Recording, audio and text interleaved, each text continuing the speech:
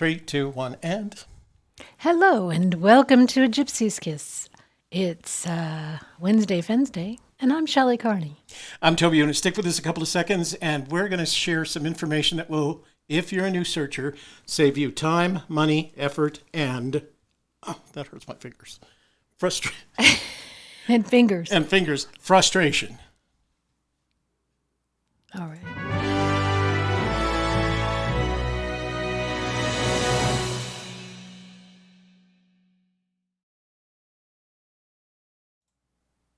When did that start? That seems to me like very European. So, like I said, today's show is not for our longtime viewers. In the past week... You're welcome to watch, though. But you're welcome to watch, and right? give your advice And as well. we'd like you to call in at the end of the show and give some recommendations as to what you would say about... to a new treasure hunter. The reason this came up at all is because, as most of you should know, if you don't already, Money Magazine published an article on the Fenn Treasure in the context of what they do, how people are spending their money, whether or not they're overspending on looking for the search. And I think the conclusion that they came to was that most people are spending on the search in an amount equivalent of what other people with other hobbies or avocations would be spending. Nobody's overspending them. And so there are the occasional stories of people putting themselves at financial risk because of the search, but for the most part, people are doing the right thing, you know. And they used Cynthia Meacham, Sasha Johnston, Jonah Jones from the UK. There was one more. Christy. Oh, and Christy as examples. And we both thought that was really interesting, that the perspective that they took. The result is that there's been a lot more activity in the community, including on our channel. We've had 70 new subscribers since that magazine article was published, putting us close to that 5,000, even ever closer to that 5,000 mark, and we were pleased with that. But we know that every time one of these articles pops out, there is some sense that that we're going to get a lot of new searchers with a lot of new questions, most of which have been answered dozens, if not hundreds, maybe even thousands of times before.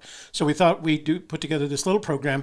It is a little bit different from other similar programs that we've done because we have made videos on this topic before, but I found that they were a little bit outdated. Okay, so first, let me warm up our analytics, and then I'm going to go to a screenshot,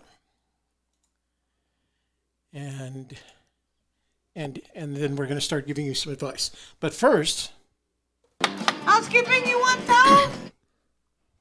We would appreciate it if before you leave today's video, you'd like our video. YouTube likes it when you like our videos.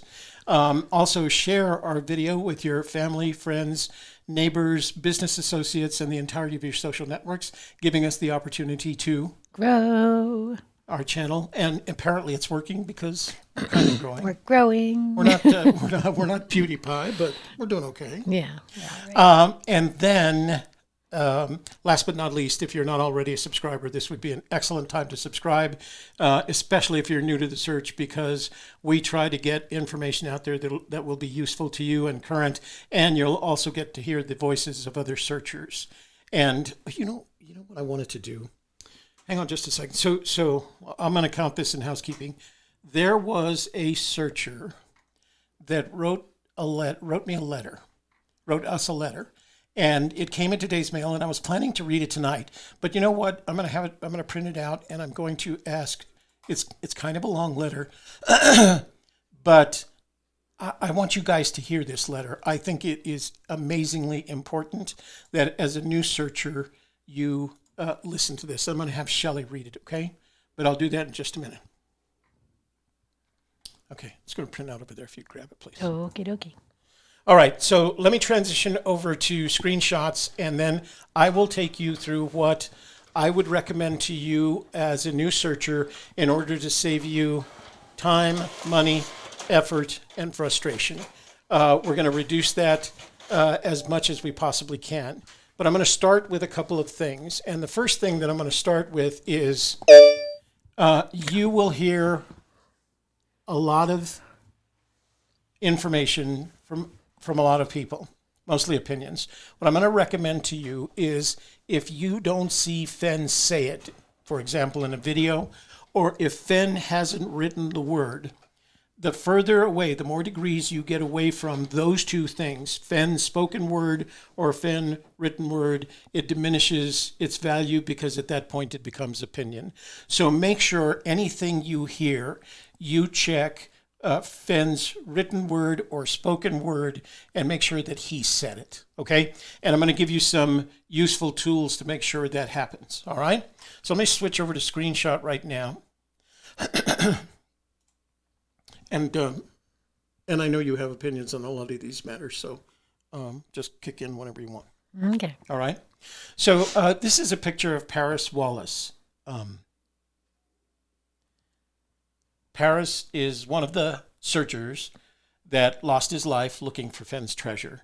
Depending on who's counting, it can be as few as, there are at least 3 and as many as 6 searchers who have lost their lives looking for Fenn's treasure. They all broke, when they died, they all broke what I call the Fenn fundamental rule. And here it is, and I'm going to repeat it to you, and I'm going to give it to you as advice, and I'm going to strongly recommend you adhere to this one simple rule. Don't find yourself in a place where an 80-year-old man carrying a 20-pound backpack couldn't go. Each of these searchers, and I'm not blaming it on the searchers, but each of these searchers were doing something that an 80-year-old man carrying a 20-pound load couldn't do. So if you find yourself rafting down a river at spring thaw or trying to cross it with a rope, or in an area where you're on a scree slope at 11,000 feet, you're not in a place where an 80-year-old man couldn't go. You shouldn't be there. Could go. And so that simple rule, don't go where an 80-year-old man, along with one of his grandchildren, with a 20-pound load, carrying a 20-pound load, couldn't go. Because that's what Fenn said. That's not me saying that. That's what Fenn said. Well, he didn't say the part about his grandchildren. I added that because I have grandchildren. Okay, so that's the first piece of advice. The second piece of advice is, as I said earlier, if you're not already a subscriber to our channel, please subscribe. We have nearly 400 videos on the topic of the Fenn Treasure, but recently we've added the voices of other searchers because we have a call-in capability, and you can hear them for yourself about what their experiences are, what their thoughts are, what their opinions are, and maybe you can learn from those as well. And the reason it's important to subscribe and click on the notifications bell when you do is that way, whenever we start a new live stream or we schedule a live stream, you'll be immediately informed and in the know. I missed that before somehow. How come we didn't get to that far? Yeah. So subscribe to a Gypsy Kiss. Notifications bell. Yeah. And that may sound a little self-serving, but the other thing is that when you subscribe to us, you're going to look at one of our videos and you're going to see videos listed from all the other Fenn tubers out there, and there are many. And so you'll have a choice of subscribing to their channels as well. All right? So subscribe to A Gypsy's Kiss. Secondly, I'm going to ask you to visit agypsyskiss.com. That's our blog.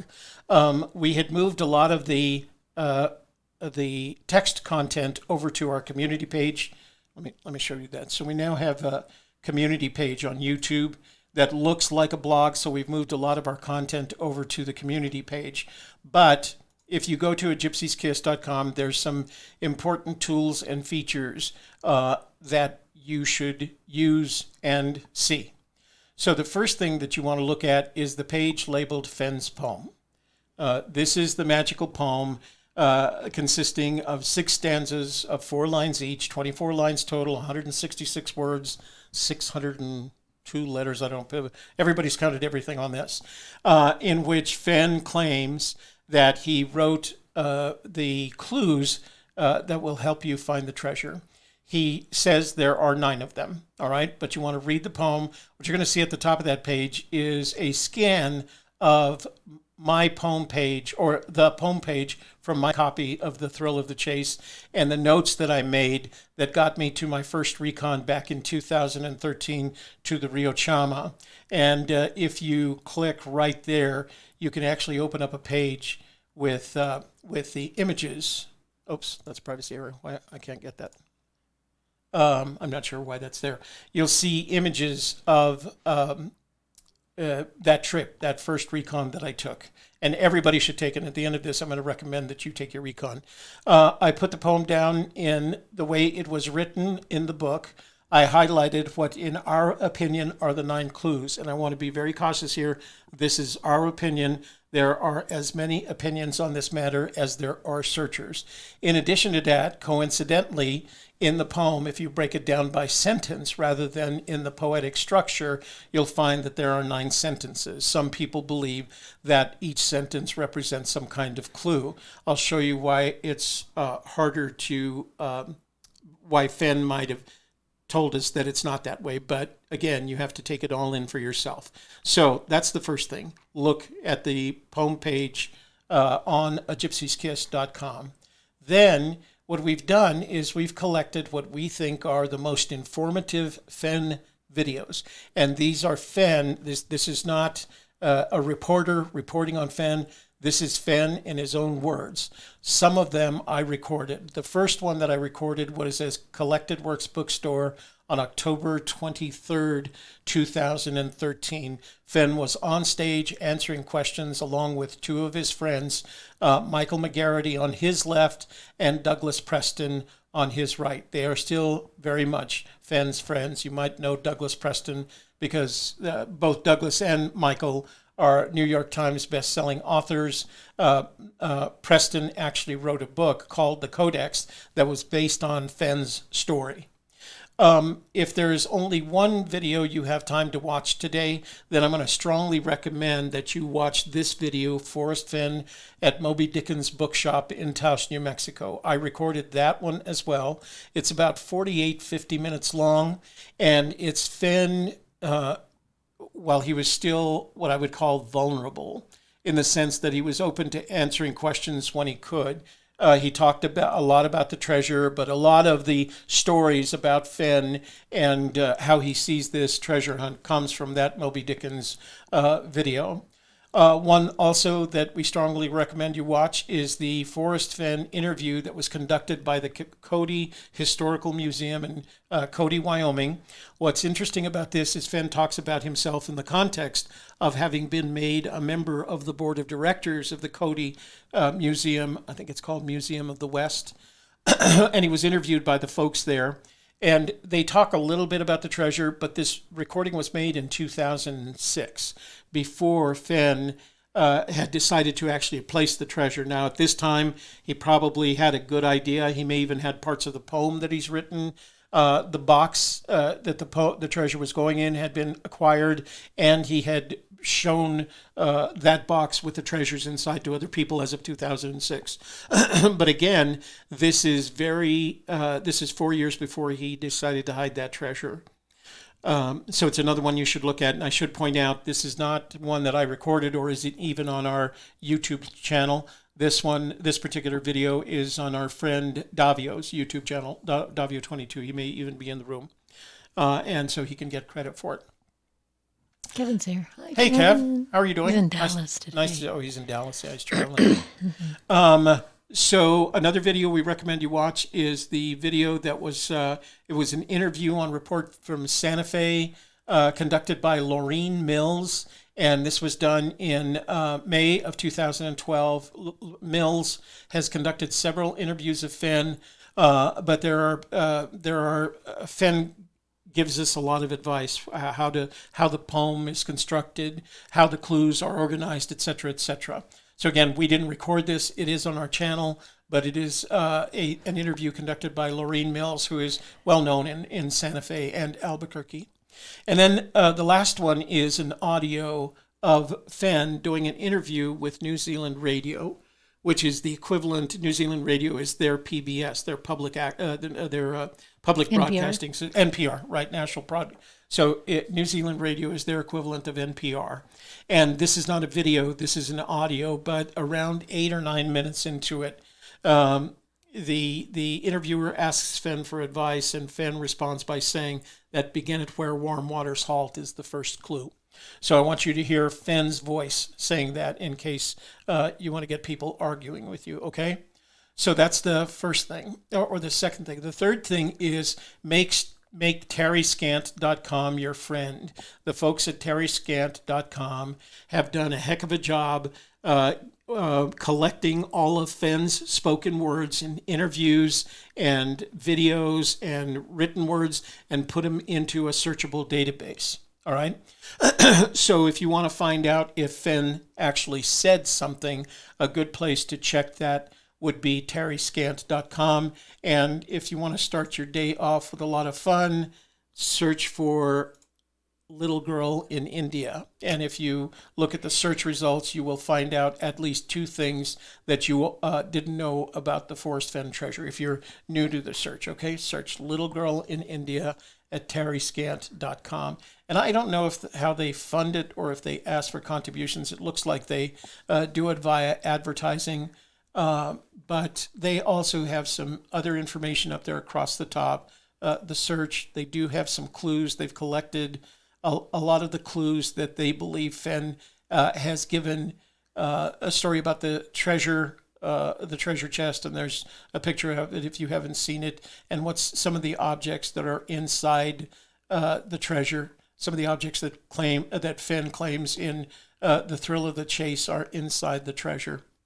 And then let me go back to the top. And then finally, they do what everybody who's had any experience in this does. They talk about safety, and they've actually collected the quotes from Forrest Fenn that relate directly to safety. And the one you'll see most often is the one that he says, don't go where an 80-year-old man couldn't go. Okay? Our Facebook page is actually listed under the hunt for Forrest Fenn's treasure. Okay. Oh, So did somebody... somebody's looking for our Facebook okay. page. The hunt for Forrest Fenn's treasure. Yeah. Okay, so that's terryscant.com. Then what I'm going to suggest is you watch this video, and I'll put a link in the description box below. It's the one entitled Forrest Fenn's Treasure, How to Develop Your Search Solution. And it's the story of how we develop our search solutions. Now, between the two of us, we've been boots on the ground 42 times. We don't have the treasure, which means our theories are a little bit off, but at least this will give you a sense of how we construct our theories to at least give us the opportunity to find it without getting things in the way. If you go back to gypsykiss.com, and I had these organized as a photo album, but somehow WordPress lost them, and I haven't figured out exactly what they've done, and I haven't had time to fix it. But if you put photo albums in the search box and click search, you will get a list of our photo albums that we've shot on our various recons, various events. It's kind of fun. If you don't know a lot about the history of the search and the search community that surrounds it, this is a nice way to go back. And the last one that was put up there was our recon to the Rio De Los Pinos last August. And you'll just see kind of the pictures that we collected during that recon and get a sense of what it's like to be out in the field. Okay? And then I'm going to suggest, and I'm sorry, you know what? I didn't put this in here, but I'm going to do it right now. Hang on. So that was that letter that I want. If you feel like you need to buy The Thrill of the Chase, the book that Collected Works, anybody know what Collected Works website is? Hang on. Go to Collected Works bookstore. Maybe that's it. Hang on. Sorry, I thought I had put this up there. So go to Collected Works bookstore in Santa Fe. So it's collectedworksbookstore.com. And if you click on the shop thing, I think, yeah. So if you click on shop, you'll see the availability of, or it says it's temporary unavailable, but I know it's in stock right now. The Thrill of the Chase, you can order it there. The reason I suggest you go to Collected Works, because if you go anyplace else, you're going to pay more than list price. The list price is $35. They still charge that at Collected Works. Pardon me? It says availability temporarily unavailable with our distributor And then in parentheses, it says, disregard for Forrest Fenn books, always in stock. And he goes into Collected Works every once in a while, and he signs some of those books that they send you. So you'll pay, the shipping is $12 or $13, but you'll save the time and the effort of going on Amazon, and I've seen it on Amazon for as high as $250 or eBay. Just go to the Collected Works bookstore and buy it there. Finally, what I'm going to strongly recommend that you do is you go out boots on the ground, because there's no better experience when it comes to this treasure hunt than being boots on the ground. You're going to find out at least two things your first time boots on the ground. Number one, your solution theory was crazy wrong. And two, the problem is a lot bigger than it looks by looking at Google Earth. So it's important that you do it. Don't go broke doing it. Don't mortgage your house to do it, et cetera, et cetera. But if you get a chance, go to your develop your solution, go to your search area and just look around. And hopefully your search area is in a beautiful place like this one here, where Shelley and I were several times at the Rio De Los Pinos in Colorado and New Mexico, because we launch in Colorado, but we head down towards the search area in New Mexico. And you just have a sense of what it's like to be in the outdoors and what Forrest Fenn was imagining when he decided to hide this treasure in a location like that. Okay? So that's the best advice we can give you based on our experience of having been in this search since 2013, having recorded some of the most watched Fenn videos, and having spent time making nearly 400 videos on the subject ourselves, as well as 350 or so blog posts. So enjoy it as much as you can, and have a good time, and be safe. That's most importantly. So just be safe. Okay. So what I'm going to do now is, let me go back to our screenshot, and I need to go back here. Let me see. I need to be able to see our analytics. So let me switch back to that page. Okay. So what I'm going to open, what I'm going to do now is I'm going to open the phone lines. And if you're watching this for the first time and you're a new searcher, please feel free to call in. It's a toll-free number. Call in and then tell us what you think. But before I do that, I got this letter last night. And this gentleman had been sending me photographs of his search the time he was out there. And then early this morning, I got this letter, and it touched me. I guess I can't think of a better way to say it. And I want you guys to hear it, okay? So I'm going to have Shelley read this letter. It's a little bit long, but I want you to be patient because I think every new searcher should read this letter. This is what it feels like. Go. Okay. This is from Reynaldo Vasquez, and he titles it My Farewell Letter to Forrest. Well, Forrest, this is my official retirement from the chase. It's been 6 long years, but now, as I sit here in the Bozeman airport, I look back and wonder just how close I might have been, or how far. This trip took everything I had left in me, almost literally, since I actually injured myself and was stuck out in the wilderness for an entire day with all sorts of animals waiting for a free buffet. My wife thought it was wise to contact the Gallatin County Sheriff's Office when night fell without me contacting her. They contacted this rental place at Bozeman Airport for the make and model of the car I was driving. Let's just say I had a lot of explaining to do. Of course, once I got cell phone signal, it became clear the severity of my foolishness and the amount of people concerned about me. They managed to track my location based on the last tower I connected with. Funny thing is, when she was asked what I was doing out there and she mentioned your name, the guy said, "Ugh, one of those. Yeah, we get these a lot. You are gaining quite a reputation up in the Gallatin Forest." My search area has always been Earthquake Lake. I still can't believe I came across a campfire under a pine tree 500 feet up Eagle Creek, exactly where I was hoping the chest was at. How it was dug flat and with the perfect view. It was definitely out of place, and I can't think of any reason why anyone would make that climb and camp there, except for you. I honestly got weak in the knees thinking I had just found the blaze. turned out to be just a coincidence.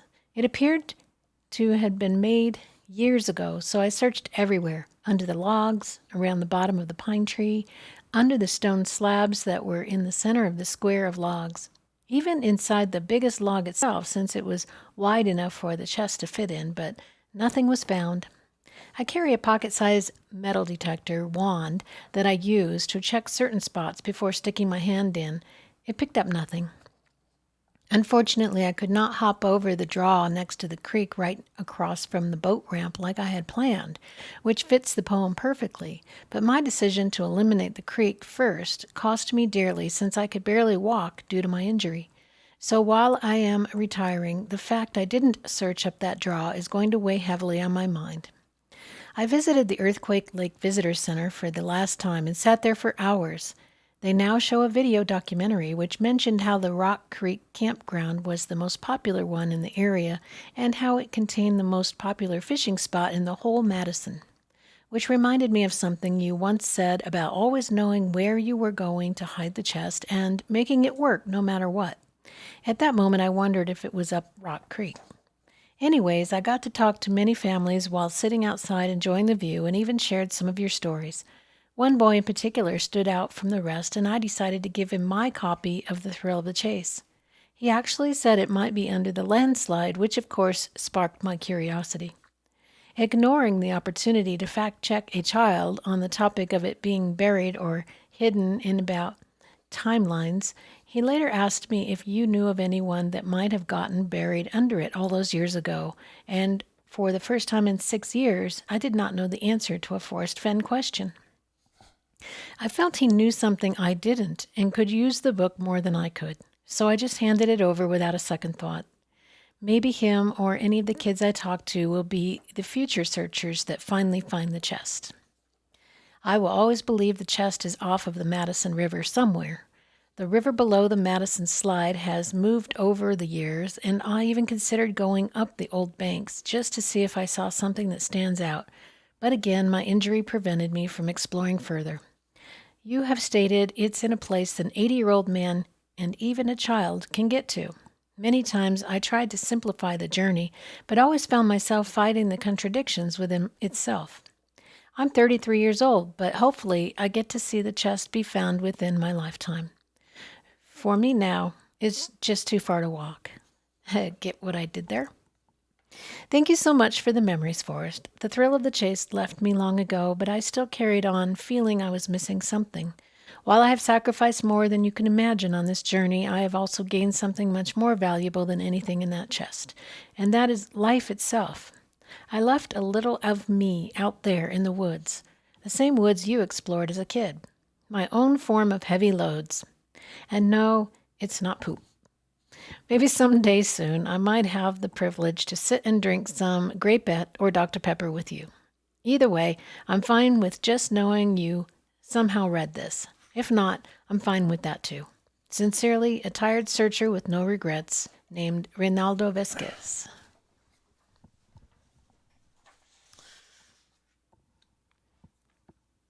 So I've never actually written a letter like that to Forrest Fenn, but every time I come back from unsuccessful boots on the ground, I feel like I should, and then I recover and I go back at it. People ask us why we're not looking for the treasure anymore. The answer is we don't know where it is. And so until we have a good sense of where to go look, then we're just going to hold back and study it further until we're confident that we know where it is. And but I'm going to recommend to you, all new searchers, is develop that first solution if you haven't already, because our experience is that most searchers new to this treasure hunt develop a solution within 2 days, 3 hours, a couple of weeks. If that's what you've got, then go out and put boots on the ground and look for it so that you can have the experience. And don't feel sorry for Reynaldo, because eventually this thing is hard to let go once you've started, and eventually he'll develop another solution, and he'll go back out. Especially if you're young, you just can't let it go that easily. Okay, so I'm going to open up the phone line. I don't want I don't want you asking us questions. I'm going to ask you a question. The question I'm going to ask you is based on your experience, especially boots on the ground, but whether you have boots on the ground or not, is what suggestions would you have for new searchers? What would you tell a brand new searcher? So the phone lines are now open. And if you're a new searcher and you're watching this, please call, because I'll bet you've got some questions. And we've heard them all. I will qualify any response we give to you that it's our opinion, but we've had a lot of time to formulate some of these opinions, and they're kind of fun for us. So if you're a new searcher, call in with your questions. If you're an old searcher, call in with your recommendations to all those new searchers, because I'm sure you have had experiences as well. Okay, phone lines are open, 866-597-9901. That's 866-597-9901. So while we're waiting for that, why don't you tell me what else we're doing today? What else we're doing today? Well, right after this show, we have the softer side. We'll be talking about discipline and how to discipline oneself. I have many clients who are very interested in discipline. Yeah. And in case you missed it, we put out a video just before today's show on another channel that we just started. Do you want to talk about that? No, we're going to talk more about that tonight. Okay.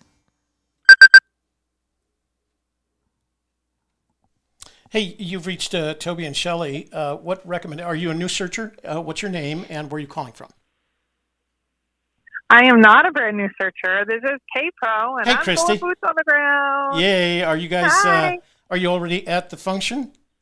Are you at? Oh no, West Yellowstone? I'm at the airport in Raleigh, and Mike doesn't leave till tonight, and we're going to try to get there. I already have a delayed connection, but we're going to get there. We will get there. Oh, good. So how's the weather? Mike was saying yesterday that the weather in the area is a little bit less cooperative than he expected. Well, for someone who lives in Las Vegas, 50 is extremely cold for him. So yes, he did post that wow, it's going to be super cold. I think it's all relative. It is going to be a little rainy, but it's not going to be snow. It's not. I mean, I've been to Yellowstone now a few times. I'm delighted. I mean, yeah, it'll be a little rainy, but I have gear. There's no problem. All right. So I know you have been boots on the ground a couple of times. What advice, based on your experience, so when did you get into the search? I was in 2014 or 15, and my first search was my first boots on the ground was 2016. I've done 2 or 3 up in Yellowstone area, and then 2 or 3 down in New Mexico area. I've never searched in Colorado. All right. So you do have boots on the ground experience. You've been researching it. What's the best advice you could give to a brand new searcher who is just, as a result of the money article and video, is just getting into this? What advice would you give them? Yeah, so for me is, number one, I'd gone camping a couple times in my life, but I am what you call a flatlander. So I would say definitely take safety as the most important piece. So things like bring a ton of water, check in with somebody, have all the precautions ready. Like up in Yellowstone, we do bear spray. I had to research that, all of those things. The other thing I would say is expect a little bit of a crash, because just like everyone else, I did exactly what we call, or you guys call, the rooster, where, I mean, I was in it like less than a month. I figured it out. You silly people had not figured it out. I couldn't understand why. I went, and then I crashed. Yeah. I was disappointed. I was upset. I probably thought some things and said some things I shouldn't.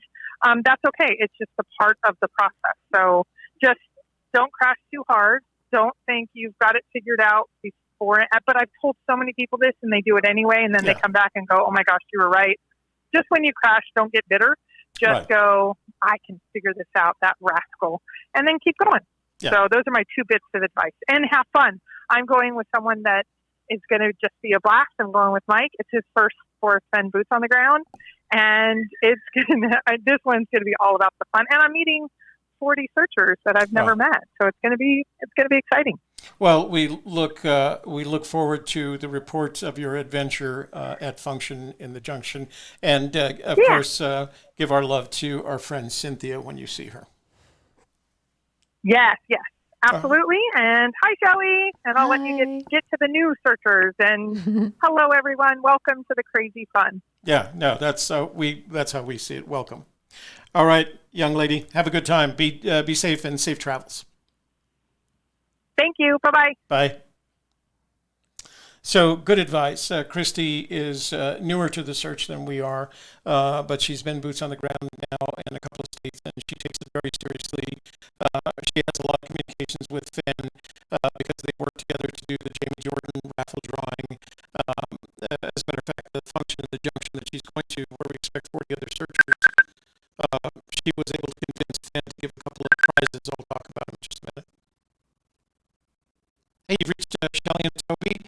What's your name, where are you calling from, and what's your advice to new searchers if you're not a new searcher? Hello? You know what? Turn off your... turn off your... Toby? Yes, it is. Turn off your computer so that it doesn't create the... Okay, I'm going to try to get away from it. Okay, great. Anyway, I'm getting away from it. Good. Can you hear me now? We can hear you, yeah. Okay. My advice to the new searchers is... So first of all, who are you and where are you calling from? My name is Mark. I'm calling from California. I've been boots on the ground 5 times. I'm leaving in 2 days to go on my last one because I think I am the lead searcher. Okay. But I'm going to give some advice, okay? All right, go ahead. My advice is the most important thing is to poem and throw the chase. And the next most important thing is everything Fenn says. Almost 99% of what he says goes to my soul. And I don't want to talk about that, but everything he says is the most important thing. I mean, he gives us hints every day. He says, get back in the box. He says, bring a flashlight, a sandwich, and a 6-pack. All 4 of those things are important.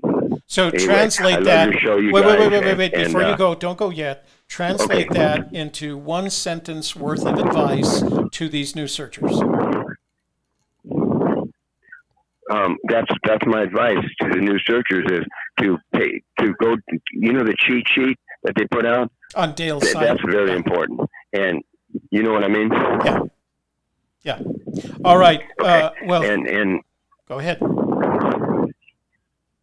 Anyway, I'm going to let you go, but I love you guys' show, and you should check out Susie Haven's last 2 videos with the flashlight. Will do. Anyway, I love you guys. Okay. Thank you. Bye-bye. Bye-bye. So the gentleman searcher was referring to one of our fellow Fenn tubers. Her name is Susie Fenhaven. We actually conducted a tubathon for her a couple of Fridays ago. A few weeks ago. And she's gotten closer. She was trying to raise $1,000 so that she could make a trip to Santa Fe to visit with Forrest and kind of get a sense of the lay of the land. I don't think she's searching in New Mexico. I think her search area is in Montana. But she puts out some danged interesting videos, and she's kind of fun to listen to. She's very cute. Susie Fenhaven on YouTube. If you're not a subscriber, subscribe Mr. today. G wants to know what's the cheat sheet. The cheat sheet is on DaleNeitzel.com, at DaleNeitzel.com. Search cheat sheet, and Dale has done a good job of collecting all the hints and clues and things like that. Hey, you've reached Shelley and Toby. What's your name? Where are you calling from? And what are your recommendations to new searchers? Hey, Tobster. I just watched Shelley call you that on one of her videos a minute. I hope you're feeling better. I am feeling better. Yeah. Yes, I am. Thank you. This is Wayne Ross in Texas. Hey, Wayne. How are you doing? I'm doing well. I'm kind of a hybrid. I have done a reconnaissance, but it's really not to my specific site, which is also kind of Los Pinos still for me. Yeah. But I do have some ideas. I'm not a totally new searcher. I've been doing it for about a year. But I became really intense about it last fall when my son developed an interest in it. And so we've been working on it together. So one of the things that I would say is that, Toby, when you guys started there were nowhere near the resources that are available to people now. That's right. So I would say get a spiral bound notebook, and everything you write down related to the chase or to ideas you have, keep it all in one place in one book. Coordinates for different places you might need to look. I have different things I've researched, and then later I spend a lot of time sifting through all the resources that are available to try and figure out where did I see that. Right. So write down where you saw stuff, write down some of the things that you think are important, and keep it all in one place. I think that is really important. And then be systematic. I would say be systematic and develop a strategy for just eliminating possibilities. I mean, I have been in the business of problem solving in my career I was a technical rep. Mm-hmm. And so I had to go and solve people's problems. And essentially the first thing you have to do is eliminate possibilities. So, unless it's something obvious, I mean, but in the case where you really are working to develop a solution to a problem that you're encountering, I think you have to eliminate a lot of the things that are possible, Mm-hmm. That are possibilities, but that you can easily maybe disprove. Mm-hmm. And don't discount those and write those down as well. If you feel like, and I've come to believe certain things that I'm biased on, they aren't necessarily true or the case, but I agree with you guys, and I liked all of your logic about New Mexico. I've gone back and looked at a lot of things. The last caller just talked about the cheat sheet. I brought that up as well. I think the cheat sheet and Terry Scant, K-Pro Thor Forum, and all of those things, Dale's site, are all just tremendous resources. And I haven't even gone through all the stuff that you guys have out there, because there's a lot of material that people now have to work with that you guys didn't have when you were first starting this process. It's interesting that you should mention it, because what we had when we first started was the book, Too Far to Walk, hadn't come out. There was no scrapbooks. There was no Moby Dickens, because I had shot Moby Dickens, et cetera, et cetera. But since then, it's good in that there's a lot of research. It's bad in that there's, you got to sift through that research to get a sense of what's valuable and what's useful or not. And that's why I say stick to Fenn's written and spoken word, and you'll be pretty much safe. So, all right, sir. Good advice. Yeah, no, and Go ahead. Yeah, well, thank you, and I always enjoy your material. I wanted to just add the show you did just the other day about the maps. I thought that was the perfect example of nothing but useful information, because you brought up, I felt like I had pretty much looked at things on that, and you brought up so many sites and locations for different kinds of information that I had not been to. And that kind of thing is so helpful to new searchers. So there's a lot of material out there. There's even a skill now in finding it, because there's a lot of it. So, learn to do that. Get one book of some kind, whether it's a bound journal or a spiral book, and keep all your ideas in one place, because it's hard to find when they're written on the back of envelopes or scraps of paper. Yeah, exactly. A lot of what I did in the early days. So anyway, that's my comment. Thanks for having such a great show. Thanks for calling in. Good advice.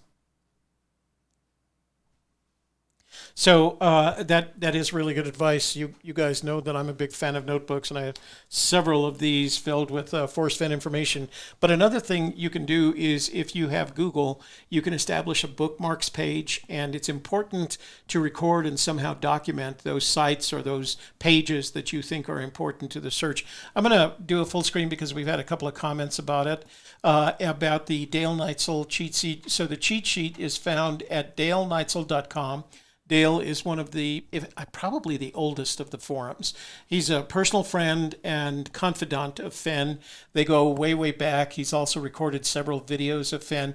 But if you go to daleneitzel.com, you'll see right in the middle that little highlighted part of the menu, the navigation bar, and you'll go to cheat sheet. And what he's done is taken all the things that either Fenn has said or written and put it into context. But it's very handy, and that way you can get a idea of which of these things Fenn actually said or wrote. So it's DaleNeitzel.com, and it looks like Dal Neitzel, but it's pronounced DaleNeitzel.com, and click on cheat sheet, and you can go there to get it. Okay? Notebook is important, but again, I can't take you to my bookmarks page because that. So Our sound is getting choppy. oh, is it? Well, we're seeing it okay on here, so we only see as it goes out that way. So it'll be corrected. I'm sure it'll be corrected in the final video. I'm going to replay it. Hey, you reached Toby and Shelley. What's your name? Where you calling from? And what's your advice to new searchers? Hi, Toby. This is Q. Averly. I'm calling from Washington State, and I'm actually a new searcher. First boots on the ground this July. Oh, great! Congratulations for joining the fold. Well, thanks. It's been fun so far. It's a lot of fun. It is a lot of fun if you don't let it become an obsession, right? Oh, I need to go back to full screen. Sorry. So as long as you don't become obsessive about it, it's a lot of fun. Do you have any questions that maybe we could answer for you? And if you follow the chat, I'm sure folks in the chat room will have some different opinions. But what do you think?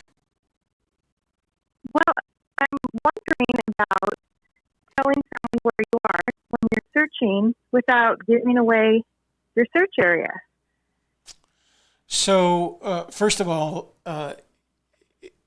you shouldn't. I'm going to strongly recommend that you don't go alone, that you always take a partner with you in some way. The second is pick someone you trust and let them know of your plans. It's the equivalent of a flight plan. Just let them know where you're going to be, where you're going to go, and how long you're going to be there, and when you expect to get back. Just someone you trust. Also, I recommend that if you're going into one of the areas that are administered by one of the national, either the National Park Service, the National Forest Service, the Fish and Wildlife Service, the BLM, that you go to the nearest location. They all have offices or I don't want to say just like stations near that, and you let them know. They have registration. You can fill out a registration form that says, here's where I'm going. Generally speaking, here's when I expect to get back. Here's what I plan to do. So that's a couple of ways. If you want to get technical and you can afford it, you can get a Garmin GPS with the InReach feature. InReach enables you to, it tracks you via satellite, and you can, every InReach user has their own page on the InReach app. And you can share that with family and friends, and they can literally track your progress. In addition to that, if you buy, it's called InReach, and it was a separate entity, but now it belongs to Garmin GPS. It's a subscription basis. You get a subscription. I only use the subscription during the summer months. You can turn it on at the beginning of the summer months, the search season, and turn it off at the end. But there's two other nice features about InReach. Number one, if you spend a little bit more, you can actually text friends because it's satellite based. You're going to find that in a lot of the areas where the potential, where the treasure has the potential to be, you're not going to have cell phone service. But with InReach, since it's satellite communications, it uses the Inmarsat satellite system. You can actually send text messages, exchange text messages with friends. So you can stay in communications. That's another way to stay in communications and let them know. But again, all you have to do is share your InReach page with them, and they can follow your progress. Of course, you want to do that with the people that you know and love and trust. And then the last feature, and it's an add-on, and I think it costs $25 a year. It's a feature because it is satellite based. There's in the Garmin GPS within Reach, there's a red SOS button. And if you press that SOS button, you start text communications with the InReach Worldwide Satellite Center, and you can inform them of your situation. So if you've gone from, trekking to emergency to survival, etc., and you decide to press that SOS button, they will get you help. But in addition to that, you can buy what is effectively helicopter insurance. Most people don't know this, but if any of the services, whether it's a local sheriff's office or some other EMT service nearby, flies a helicopter in to recover you and get you to a hospital, you're eventually going to have to pay for that. It's not free. And some insurances cover it, some don't. But with InReach, you can actually get a $25 a year policy that covers the cost of that helicopter coming in to fly you out. So those are some things that you can use to be safe. Yeah, that's great information. The InReach sounds perfect. Yeah, InReach, great tool for searchers. They used to be separate, but again, now they were acquired by Garmin. So Garmin has incorporated the InReach capability, since the Garmin GPSs are satellite-based as well. They use the GPS satellite system, but they added the feature for Inmarsat so that you can communicate via text. And it's relatively easy to use. In addition to that, there's a phone app that when you're in Bluetooth range with your InReach device, you can actually use your phone to use all the features and in InReach, send text messages, et cetera, et cetera.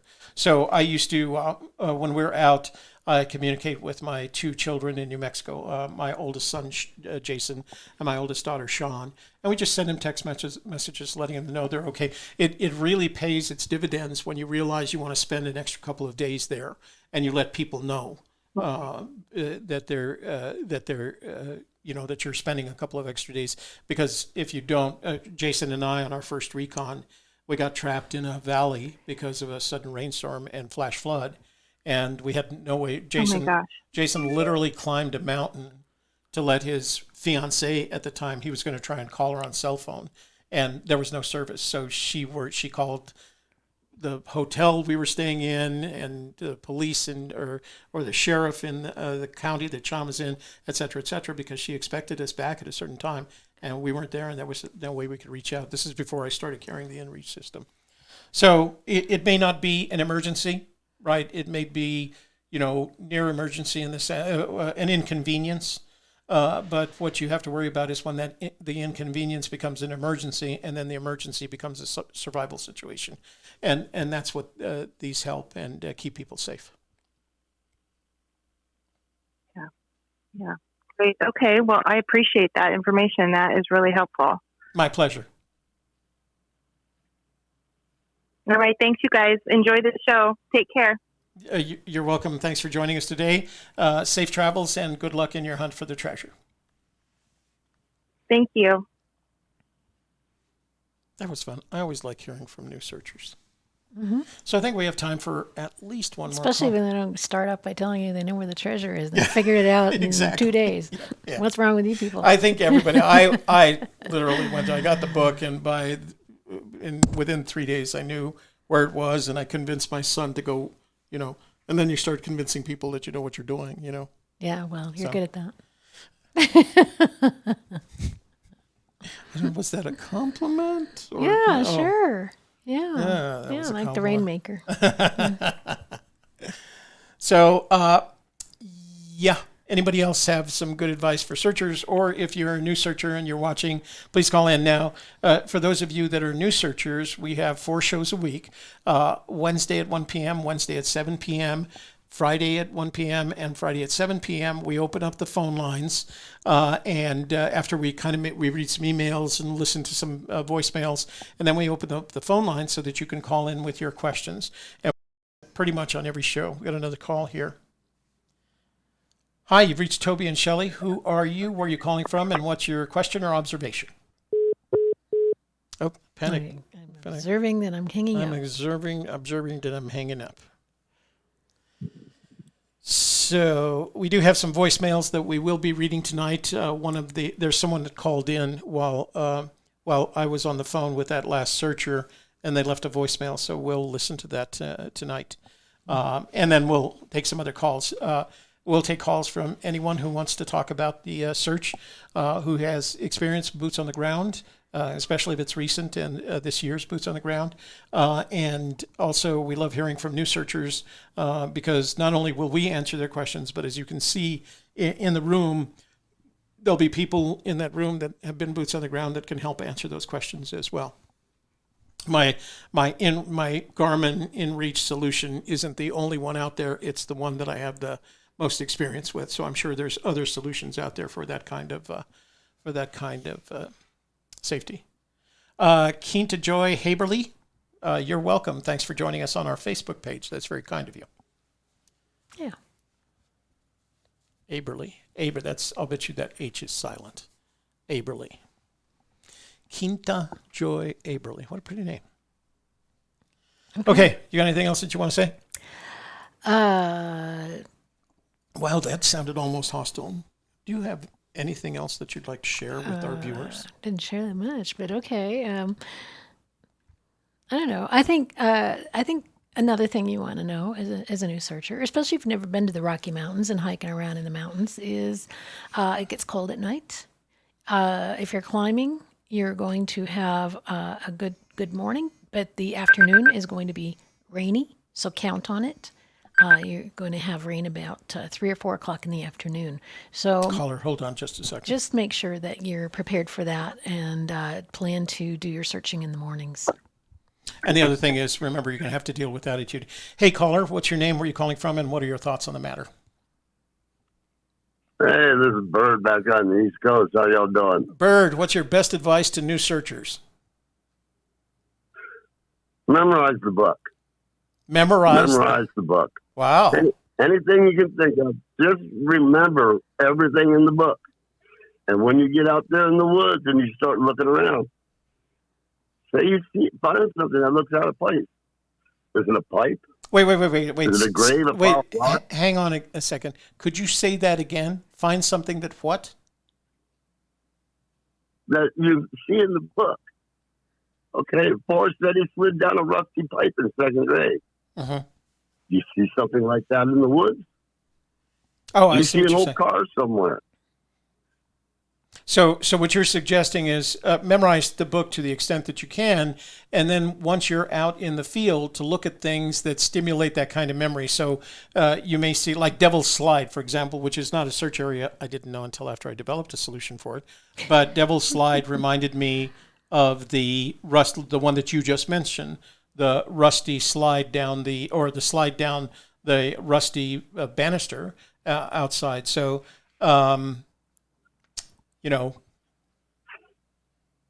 Yeah, that's good. That's good advice. Yeah, that's exactly. You're not going to find the blaze, and you're not going to find the treasure right off the bat. Right. You have to look for the primers. Right. That's kind of where we all are. Hey, how did you get your car back from, or your truck back from Nebraska? It's being repaired right now, and if anybody is on the East Coast, in about a week and a half, I'm going to be looking for a ride west.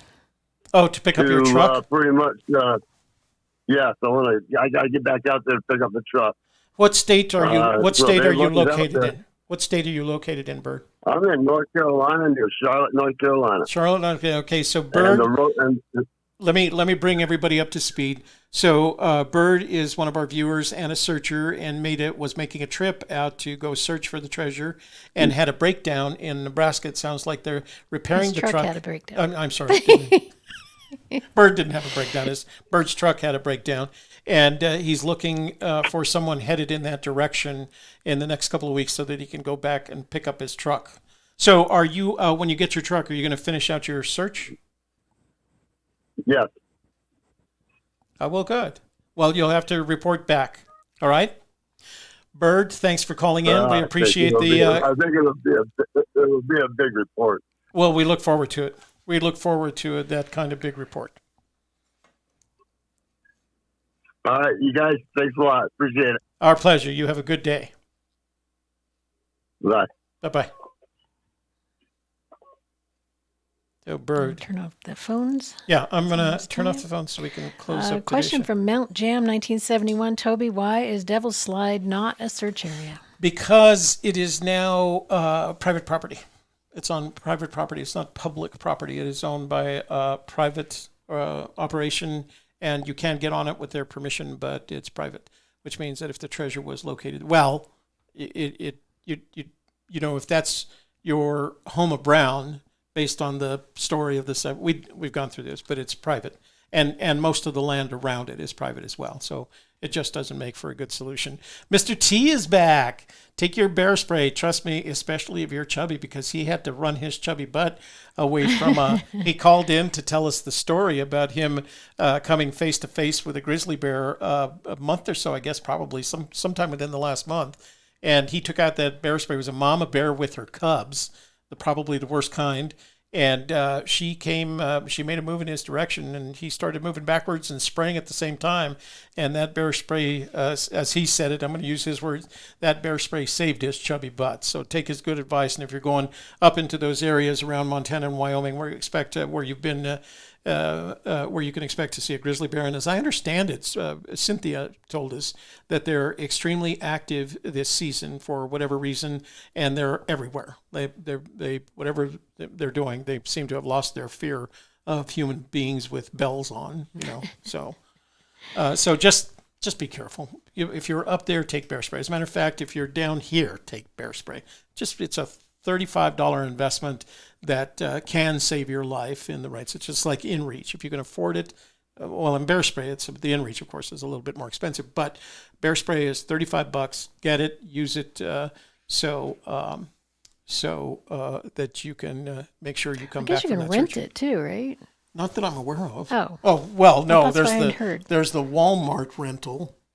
Oh, so there's the cheater rental. Yeah. So we know people who buy it at Walmart, and Walmart actually in the where were we? Keep your receipt, take it back when you don't. Yeah, use we it. were in Lander, and we decided to get some because we were going into an area that wasn't quite as populated. And the guy said, "This is non-returnable," and I said, "Oh, why did you say that?"